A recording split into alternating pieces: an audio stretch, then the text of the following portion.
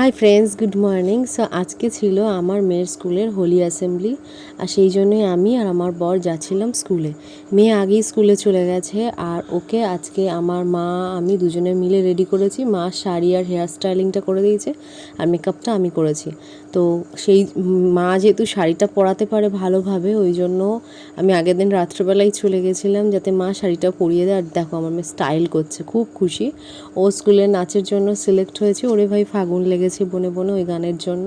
তো ওকে আমি পার্সোনালি কোনো নাচ শেখাই না বাইরে, কিন্তু জানি না ও কী নাচ করেছে, ওই জন্য ম্যামরা সিলেক্ট করেছে।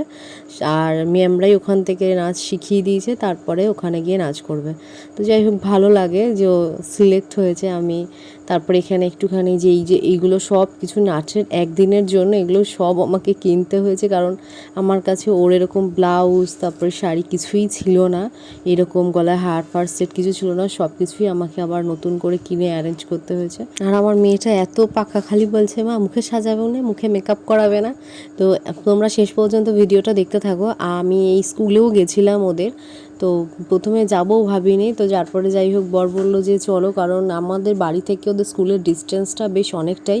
ও যেহেতু স্কুল বাসে যায় সেই জন্য কোনো অসুবিধা হয় না, কিন্তু আমাদের যাওয়ার হলে খুব অসুবিধা হয়, ওই জন্য ওকে যাওয়া প্রথমে ভাবিনি। তারপরে হঠাৎ করেই ঠিক হলো যে না, আমরাও যাব। তাই এই দেখো কি হাসি, যে কারণ ওকে এখন আমি মুখে মেকআপ করাবো, যেহেতু বাচ্চা মানুষ ওই জন্য সাজতে খুব ভালোবাসে। তো তোমরা ভিডিওটা দেখতে থাকো সামনে কি হয়।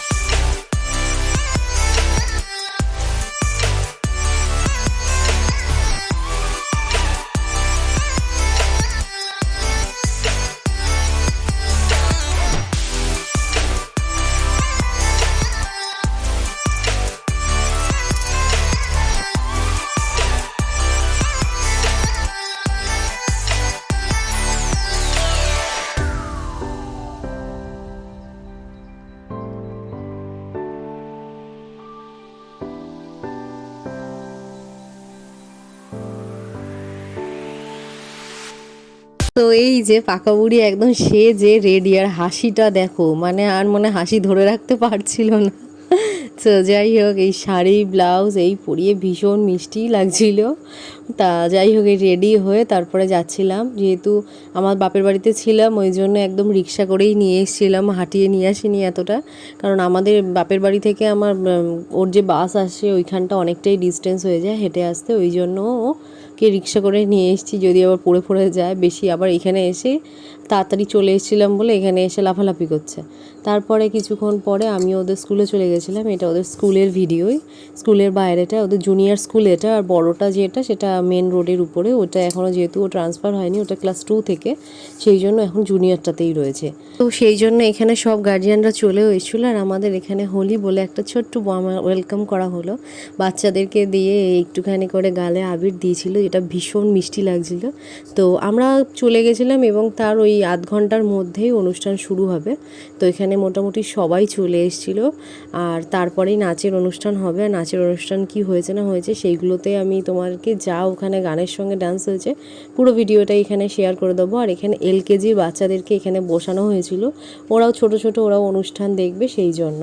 স্কুলের ভিতরটা খুব সুন্দর করে সাজানো হয়েছে, অ্যারেঞ্জমেন্ট খুব সুন্দর, বেশিক্ষণের যদিও বা ছিল না, ঘন্টা থেকে 40 মিনিটের মতো অনুষ্ঠান হয়েছে।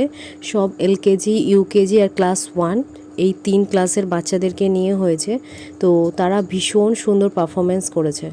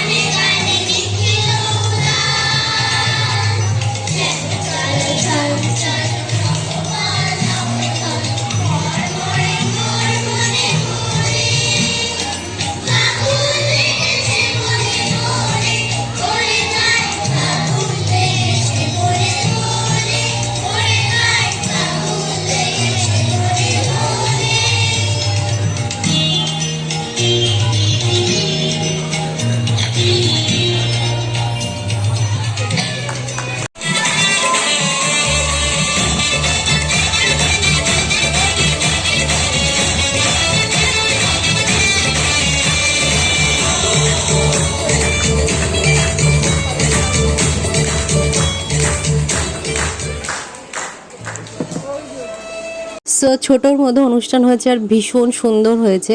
সব বাচ্চারাই ভীষণ সুন্দর পারফরমেন্স করেছে। ওরা যদিও বা এতটাই ছোট যে আমি সেটাই দেখে অবাক হয়ে যাচ্ছিলাম। সো সবাই খুব সুন্দর করেছে। ভিডিওতে অতটা ভালো যদিও বা বোঝা যায় না, কিন্তু যাই হোক এই ভিডিওটা করে রাখলাম, এটা স্মৃতি হয়ে থাকে তাই জন্য। আর এটা আমার মেয়ের প্রথমবার ডান্স পারফরমেন্স, ও যে সিলেক্ট হয়েছে সেটাতেই আমি বেশি খুশি হয়ে গেছিলাম। তো তারপর ওদের স্কুল থেকে বেরিয়ে এরকম একটুখানি পরোটা খেয়ে নিয়েছিলাম, কারণ অনেক সকালবেলা অনুষ্ঠান ছিল, আমরা কিছু খেয়েও যাইনি। তারপরে খেয়ে দিয়ে বাড়িতে এসেছিলাম। যদি ব্লগটা ভালো লাগে একটা লাইক করে দিও। Bye bye everyone.